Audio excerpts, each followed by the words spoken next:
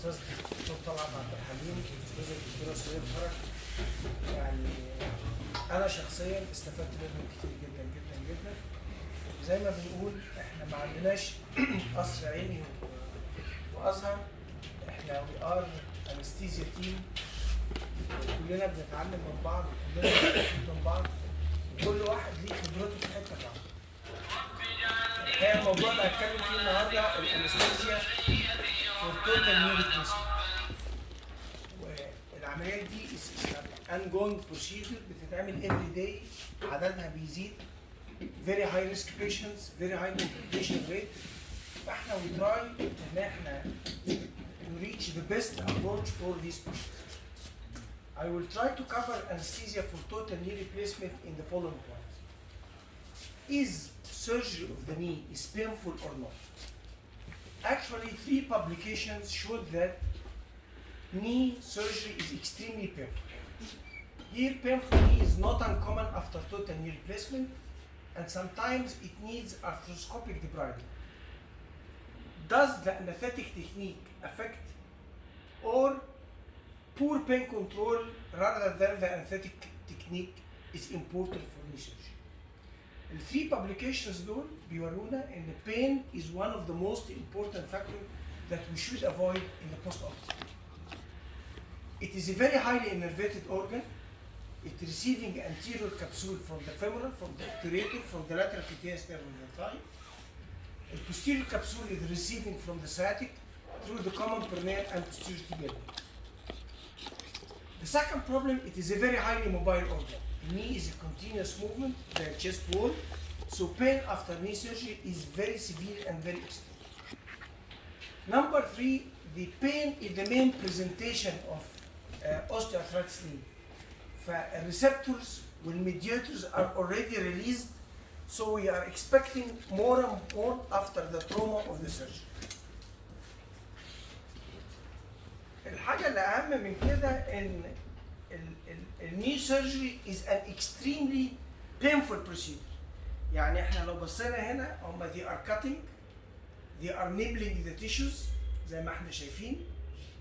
كل ده inducing more and more pain. هنا بي remove a part of the posteromedial fat which is by itself painful if you examine our patients. بنلاقي عندهم tenderness.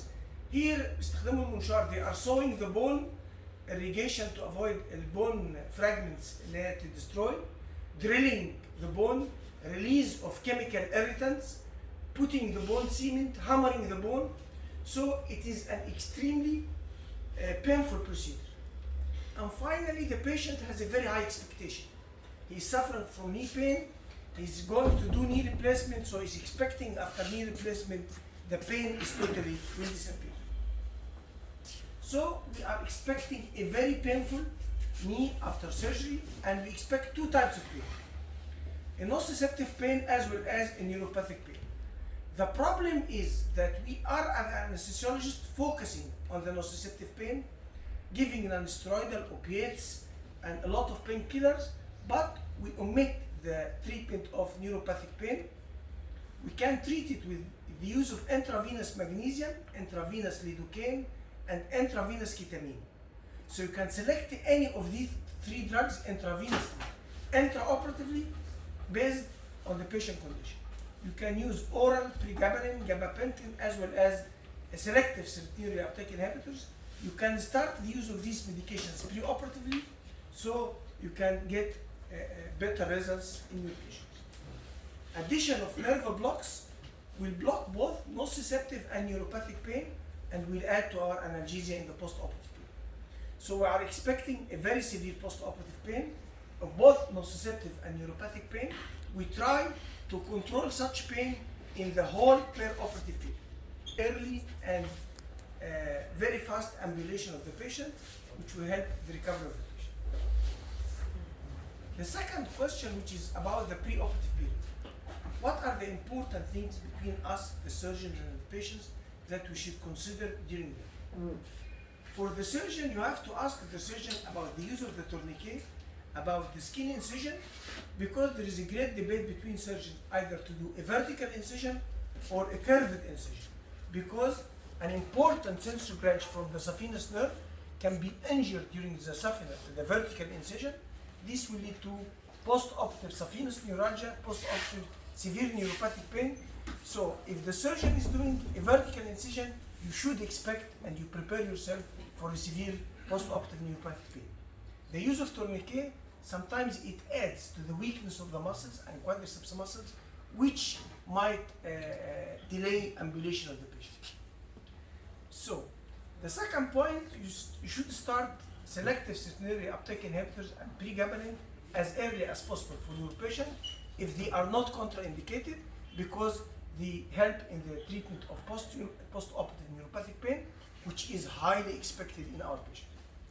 Finally, during discussion with the patient, you should inform the patient that complete pain relief is your target, because the patient is going to the surgery, he's expecting post-operative pain, and all of us know that pain, part of it is has a psychological component.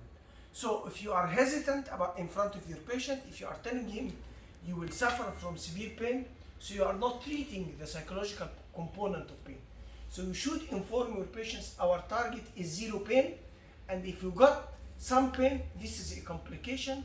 We fail to control your pain, it's like bleeding from the surgeon.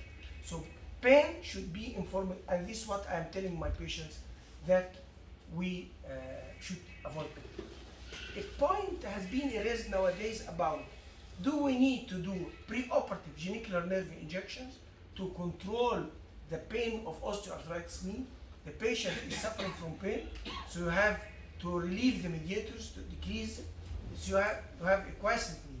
The problem is, if you do genicular nerve injections, some of the patients got complete pain relief, so they cancel surgery.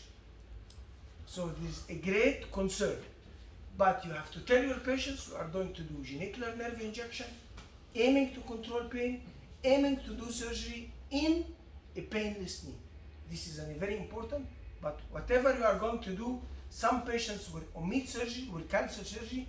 They say pain is relieved, why to do surgery? So it might be a great point of discussion between you and the surgeons, but believe me, if you are working with a specific surgeon and there is a good harmony between both of you, they found that patients coming with pain-free knee is better for them, better for their results, so they accept the cancellation by some patients.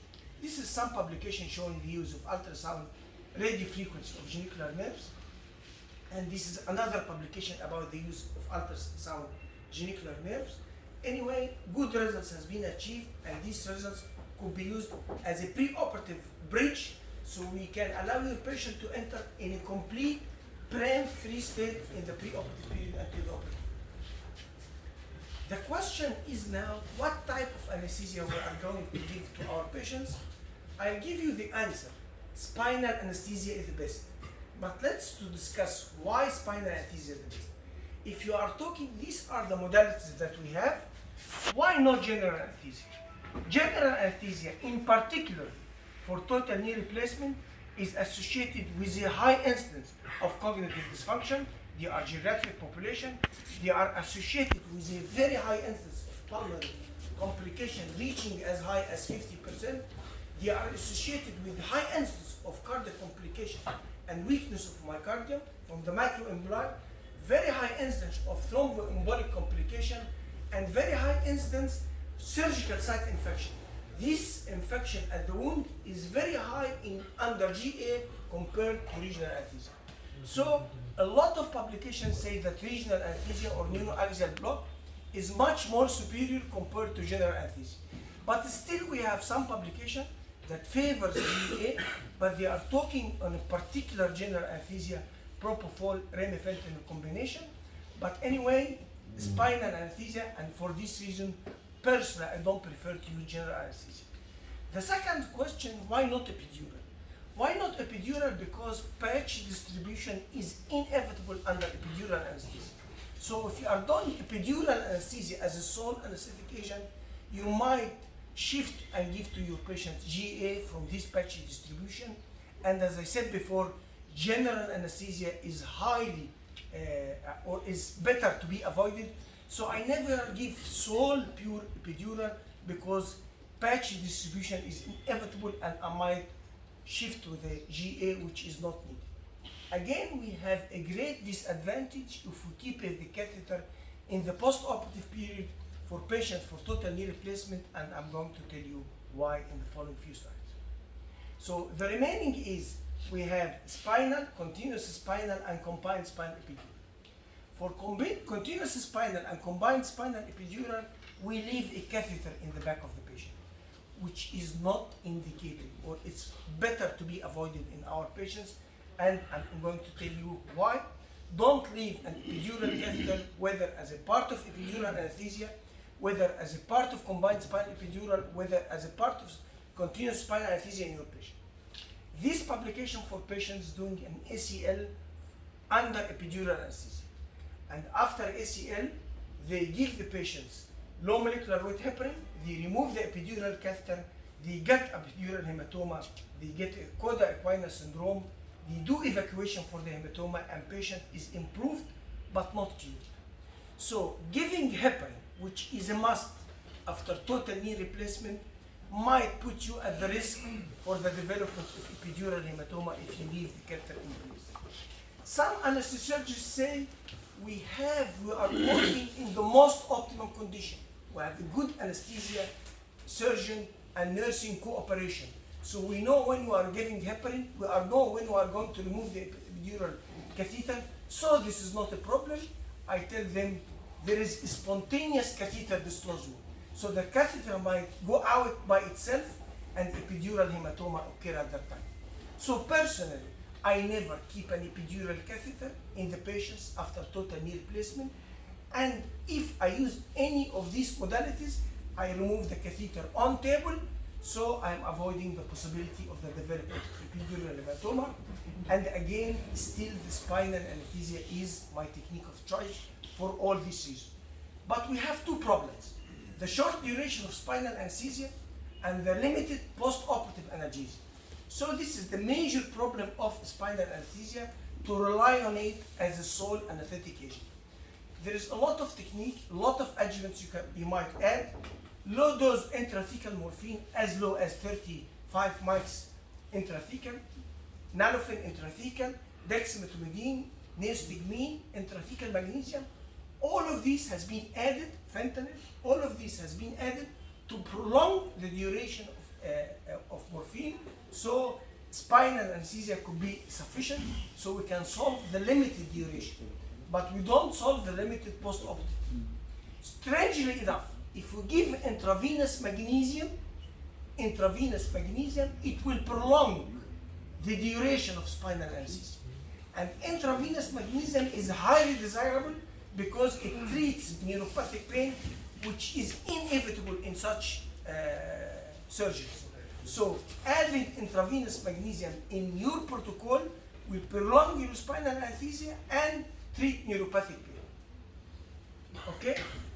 Addition of the peripheral nerve blocks will help you a lot, so you can put your catheter peripherally, you treat post-operative, continuous post-operative analgesia, and even prolong. So the question, which peripheral nerve block we are going to block? As I said before, the knee is anterior capsule and posterior capsule. 4 nerves are responsible for innervation of the knee: femoral, obturator, lateral cutaneous, and sciatic. But the most important nerve to block is the femoral nerve. And a lot of publications find that 85%, if you do proper femoral nerve block, patients will not suffer from any type of pain after total knee replacement, even anterior, even posterior. Only 15% will suffer from posterior knee pain, which is supplied by the sciatic nerve. So we do a femoral nerve block, and if the patient, one of the 15%, got posterior knee pain, we might solve the problem of posterior knee pain. I'm going to tell you about 6 solutions for the treatment of posterior knee pain. So the second question, where we are going to block the femoral nerve? At which side?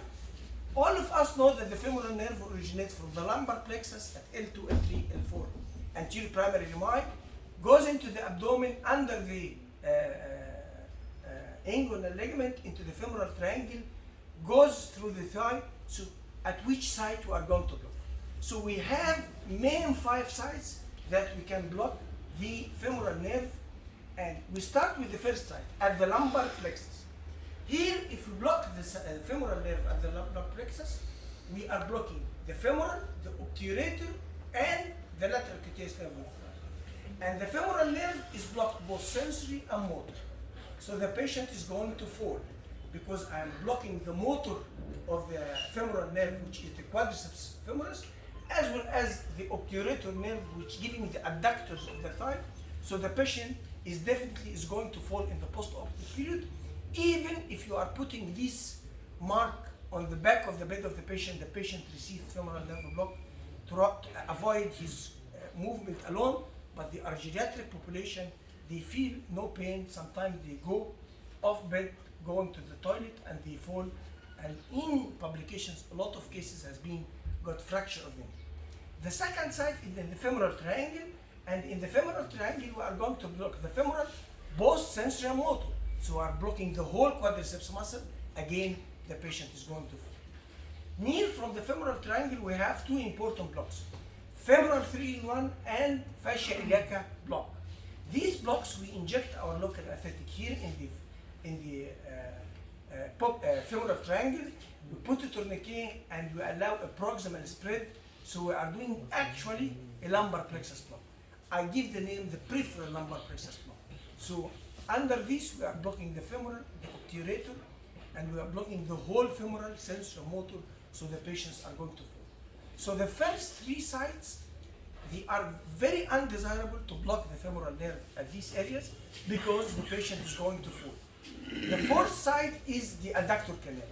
And when we look to the adductor canal, we find that we are blocking the sensory branch of the femoral, the saphenous nerve, 1 motor branch, which is nerve to vastus medialis. The other 3 branches are already escaped: nerve to vastus lateralis, quadriceps femoris, as well as vastus intermedialis.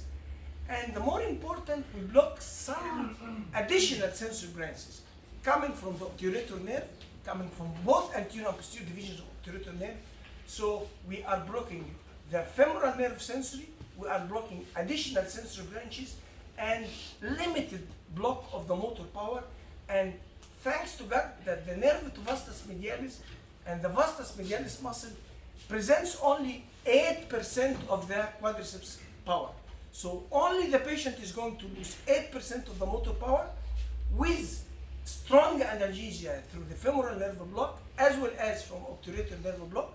So get a perfect block. So the 5th place is the distal third of the thigh, and in the distal third of the thigh, we are blocking the pure sensory branches of the femoral. We just block the saphenous nerve. So it's much inferior compared to the adductor canal block, but we rarely go to do this type of injection if we got a real contraindication for adductor canal block. So the best place for the femoral nerve block for patients going total knee replacement is the adductor canal. And the adductor canal got 4 names: a mid-thigh block, adductor canal block, subsartorial block, as well as a Hunter's canal block. So if you are looking here, this is the sartorius, and underneath the sartorius, this is a green membrane, what's called a vasto-adductor membrane, extending from vastus medialis to adductor longus, and in between the sartorius and the vasto-adductor membrane, there is a subsartorial process. So if I'm saying a subsartorial block, I mean I'm injecting my local anesthetic above the vasto-adductor membrane. If I'm saying an adductor canal block, I'm putting my local anesthetic under the vasto-adductor membrane, and I'm very close from the saphenous nerve as well as the nerve to vastus medialis. Usually we put a probe in this horizontal view in the mid of the thigh or nearly the mid of the thigh to get such a view. But personally, and very few publications, they are talking about the oblique approach of the ultrasound. And why this oblique approach? Because if you are using the horizontal approach, so the catheter has to go nearly 90 degrees to goes into the adductor canal.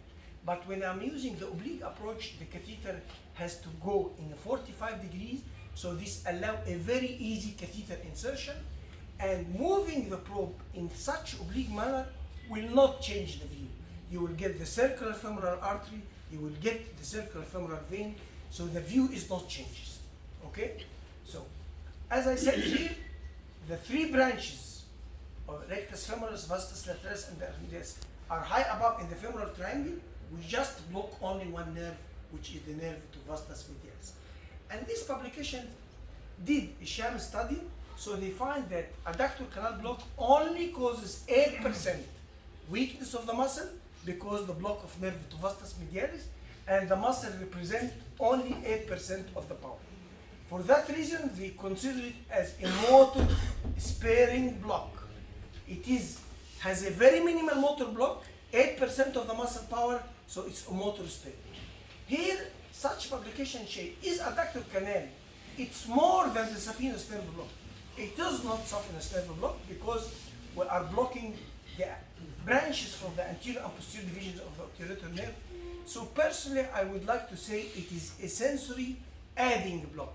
We block more nerves going to the knee with better energies. It is a volume dependent block. If we are looking here, this is the femoral triangle, this is the popliteal fossa, and in between is the adductor canal.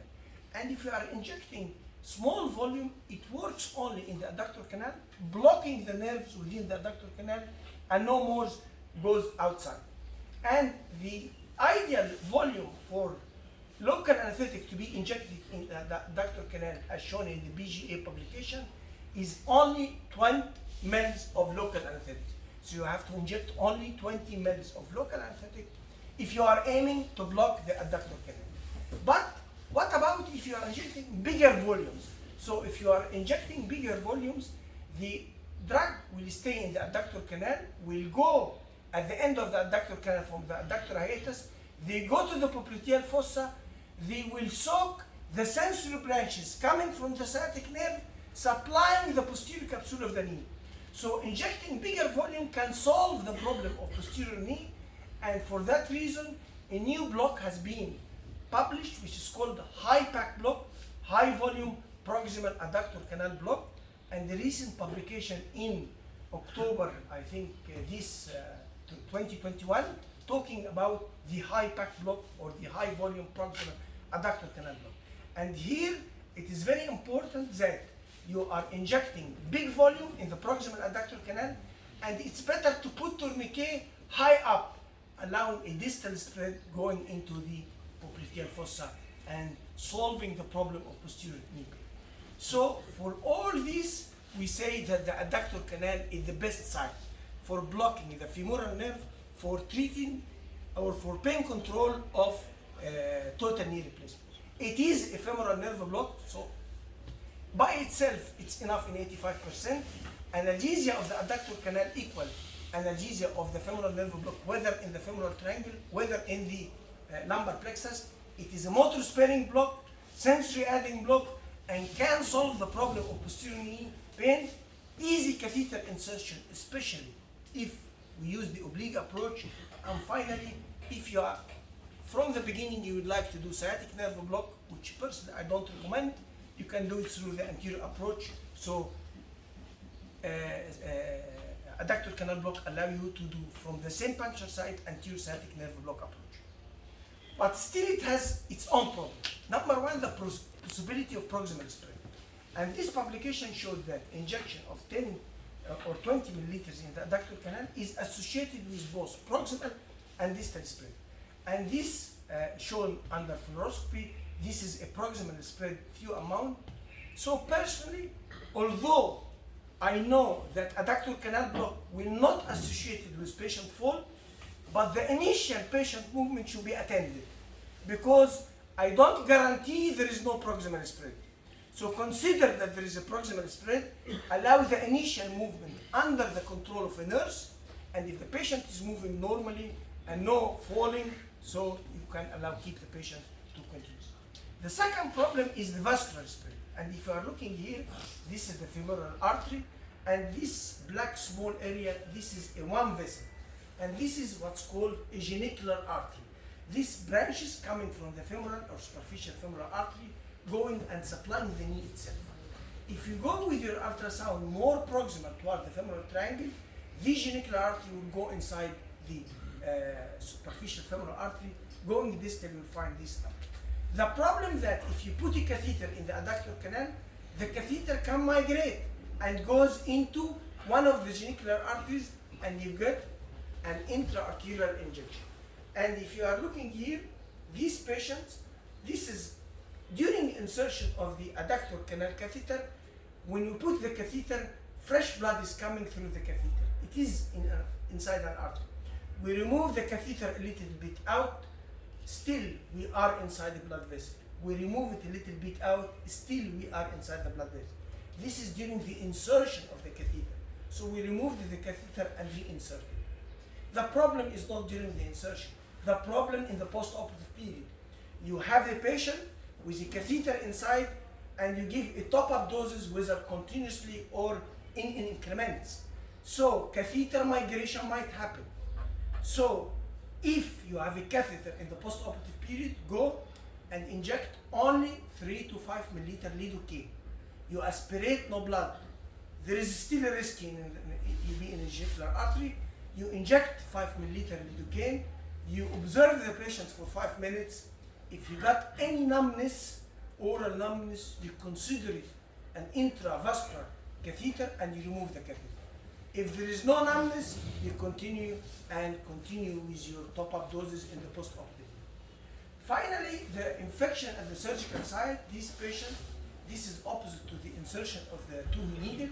The gut infection, it has been treated for a period of 1 month. So this shows the major advantage of the oblique approach. Because when you put the probe of ultrasound, so this is the point of entrance, it's about 2 to 3 centimeters higher compared to the transverse approach. So if you got an infection at the entry site, you're still very far from the knee, so you avoid the transmission of infection into the surgical site. So if you go to the terminology, if they say adductor canal block, they mean that the drug is injected under the vascular adductor membrane. It's very close from the saphenous and nerve to vastus medialis. It works instantaneously. So in the post-operative period, if you give 5 milliliter lidocaine, the patient say, my pain disappears. Very fast. But if we say a subsartorial block, we inject our drugs above the vasto-adductor membrane.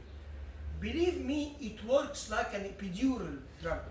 It takes 5 to 10 minutes to work.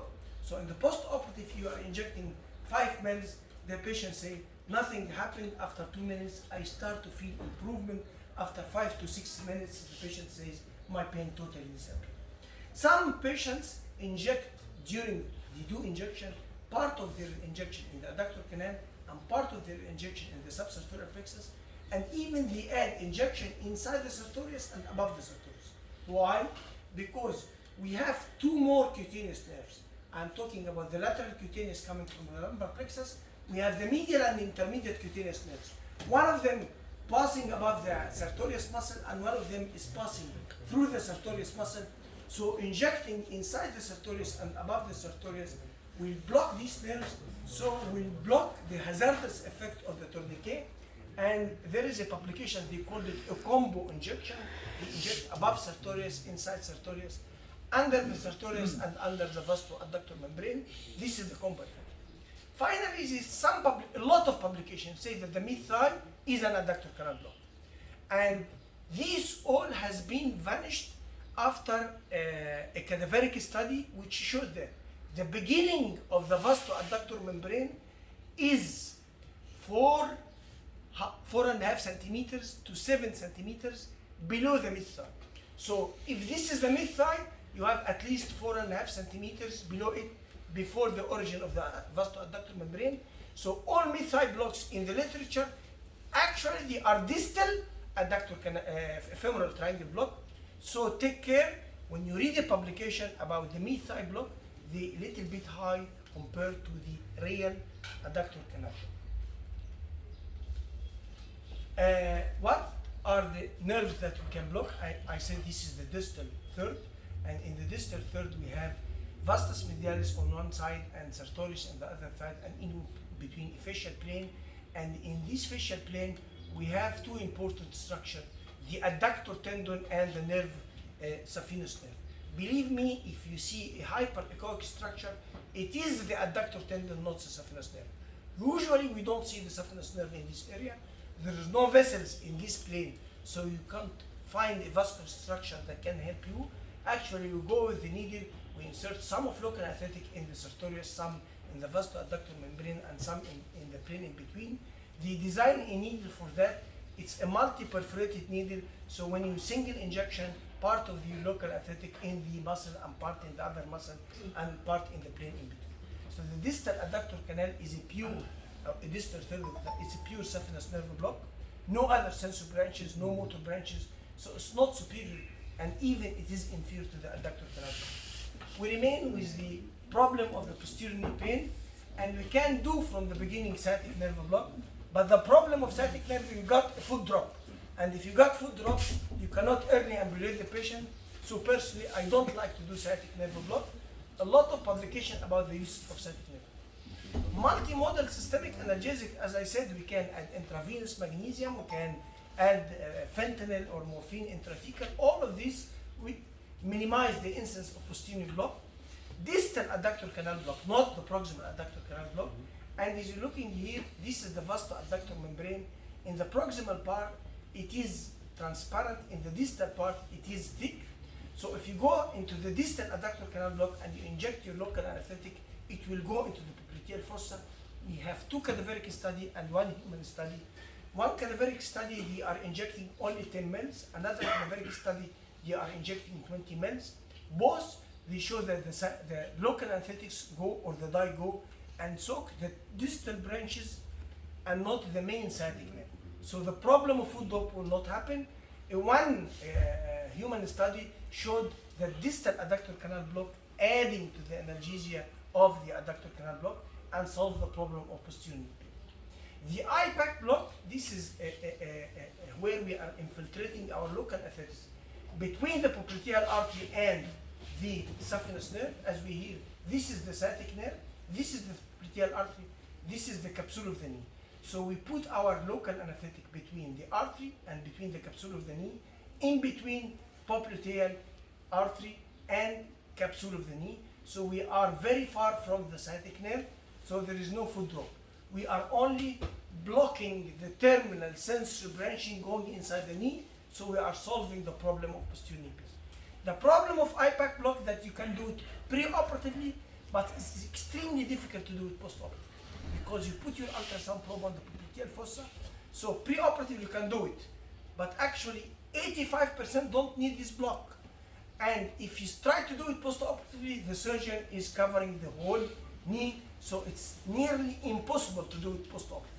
So personally, I don't like to do it pre-operatively because if I do it to 100 patients, actually 85 don't need this block. So I try to solve the problem of posterior knee pain using the catheter in the adductor canal block and injecting bigger volumes. As you see here is the sciatic nerve. A SPAC block, it is another block where they are sensory posterior articular nerve.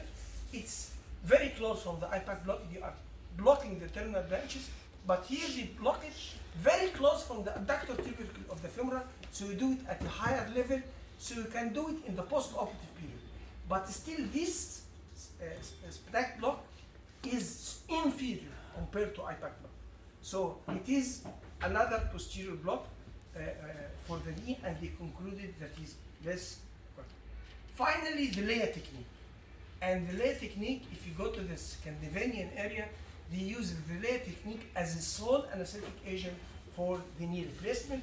And in the layer, they can say layer or high volume layer. And they are putting a big volume, and you can put it in the wound, intra-articular and extra-articular. They make a big amount of local anesthetic, and the surgeon inject layer by layer as he goes inside.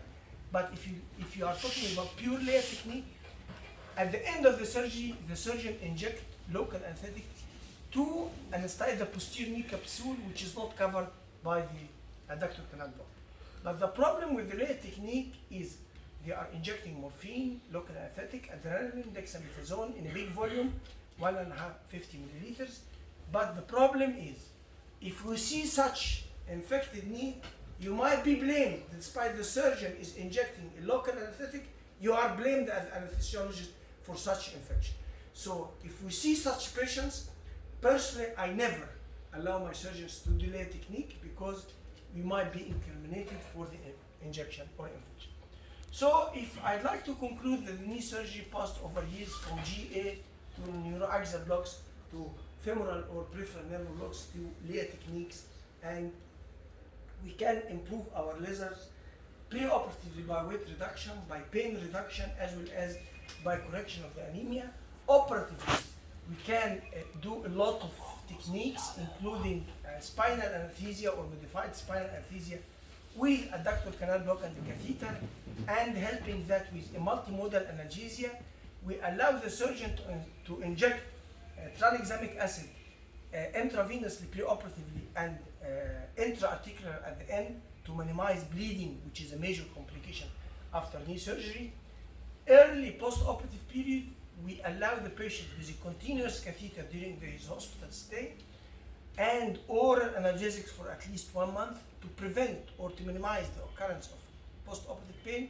And if any pains occur, you should treat it very aggressively and very early. And we do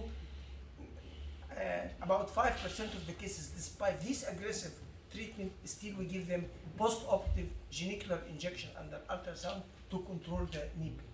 So finally, I would like to say we are expecting severe pain after knee replacement. So we are expecting rains. So it's unwise to anesthetize our patient without using the umbrella, without using painkillers, without using a multimodal techniques, or to have it and keep it closed. But we should use it and use the proper techniques, and don't use only one umbrella. I believe you have to use more than one umbrella to cover pain, because doing such aggressive surgery without pain is a great success for us. And thank you very much.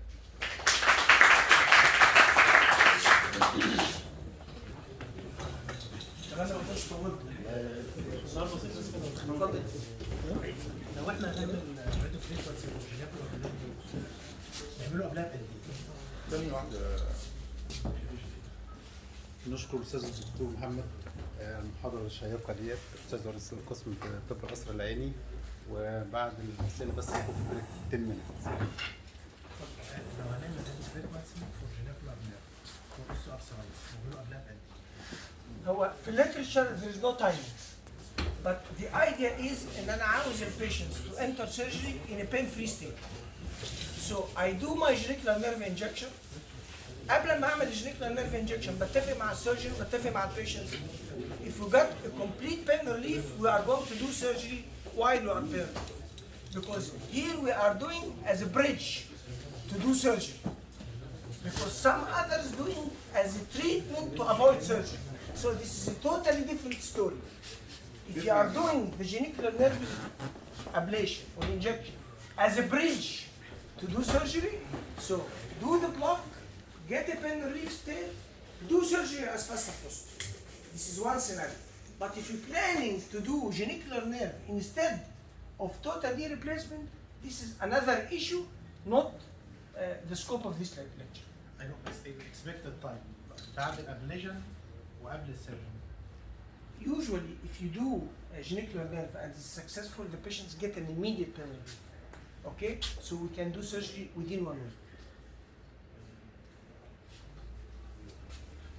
Problem of the genicular nerves, if you go and read what has been written in the publication, they do only 3 genicular nerves: superomedial, infromedial, and superolateral. Okay, so you do genicular nerve ablation. But actually, when I prescribe, there are more than 10 genicular nerves. So we are treating 3 genicular nerves, okay, and we have a lot of other genicular nerves. Personally, now there is a prepatellar branch in front of the patella, which is very important as a source of knee pain. So you have to search for the diseased genicular nerves and do sensory stimulation and get the result from your patient. Yes, this is the site of my pain, I feel it, and do denervation, then redo sensor stimulation until pain disappears from the whole limb. So sometimes you do 3, 4, 5 nerves. Okay. The infralateral, we don't do it destruction because it's very close from the common perineum, so you might get foot drop. So the infralateral is absolute contraindication to do thermal radiofrequency for such.